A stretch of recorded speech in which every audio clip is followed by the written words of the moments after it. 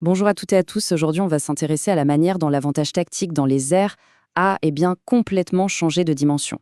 Ce n'est plus seulement une question de vitesse ou de matériaux, mais de données. On entre dans une nouvelle ère où c'est l'information qui définit la suprématie aérienne. Et ça remet en question des décennies de doctrine militaire. Cette phrase est forte, n'est-ce pas? Mais elle résume parfaitement le changement de paradigme. Imaginez des décennies de domination technologique basées sur l'idée de se rendre invisible, qui sont aujourd'hui bousculées par une force tout aussi invisible, les flux de données. Ce qui est fascinant ici, c'est que cette image est presque littérale.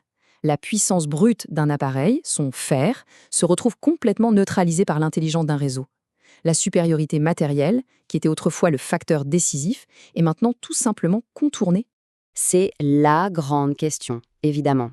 Comment un avion qui a été conçu de A à Z pour échapper à toute détection peut-il être suivi et, pire, intercepté avec une précision aussi redoutable? Eh bien, la réponse, elle ne se trouve pas sur Terre, mais bien plus haut, à des milliers de kilomètres au-dessus de nos têtes. Et voici la première pièce de ce puzzle. On parle d'un réseau mondial, totalement interconnecté, de satellites.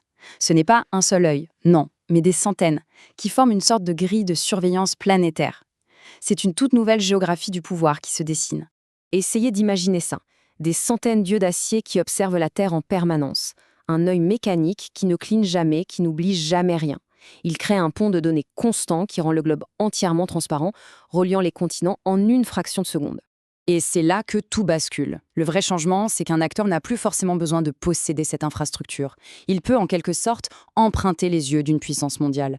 D'un coup, un arsenal local, qui était isolé, peut voir le monde entier. Ça crée une forme de létalité asymétrique complètement inédite. Alors, passons à la partie un peu plus technique.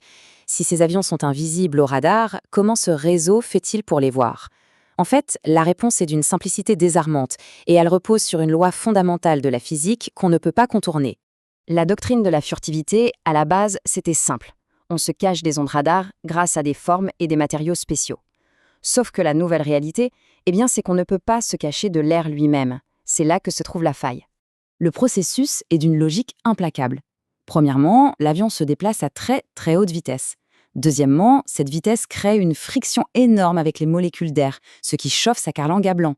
Troisièmement, cette chaleur, c'est une véritable signature thermique qui se détache parfaitement sur le fond glacial de l'espace. Et enfin, quatrièmement, les capteurs en orbite n'ont plus qu'à cueillir cette balise de chaleur avec une clarté totale. Et ça résume parfaitement le problème. Peu importe la sophistication des matériaux qui absorbent les ondes radar, ils ne peuvent absolument rien contre les lois de la thermodynamique. C'est la physique elle-même qui trahit la tentative de se cacher. D'accord, l'objet est détecté. Mais comment passe-t-on d'une simple observation à une interception garantie? C'est là qu'intervient le deuxième acteur principal de notre histoire, l'algorithme. Et la vitesse à laquelle ça se passe est juste stupéfiante. En moins d'une seconde, le paquet de données qui arrive du satellite est déchiffré, trié et analysé. De ce chaos d'informations émergent des coordonnées d'une précision absolue. Mais ce qui est encore plus incroyable, c'est que le système ne se contente pas de réagir, il est prédictif. Avant même que la cible ait pu tenter une manœuvre d'évasion désespérée, l'intelligence artificielle a déjà calculé et anticipé ce mouvement. Et c'est ce qui mène à ce qu'on appelle une trajectoire inévitable. L'IA ne vise pas simplement la position actuelle de la cible, non. Elle dessine une sorte de chorégraphie mortelle, dans l'invisible, en ajustant la trajectoire du missile en temps réel.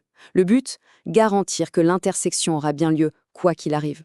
Et face à ça, les contre-mesures traditionnelles deviennent inutiles. Le brouillage électronique, complètement inefficace. Le signal de guidage danse en permanence entre les fréquences.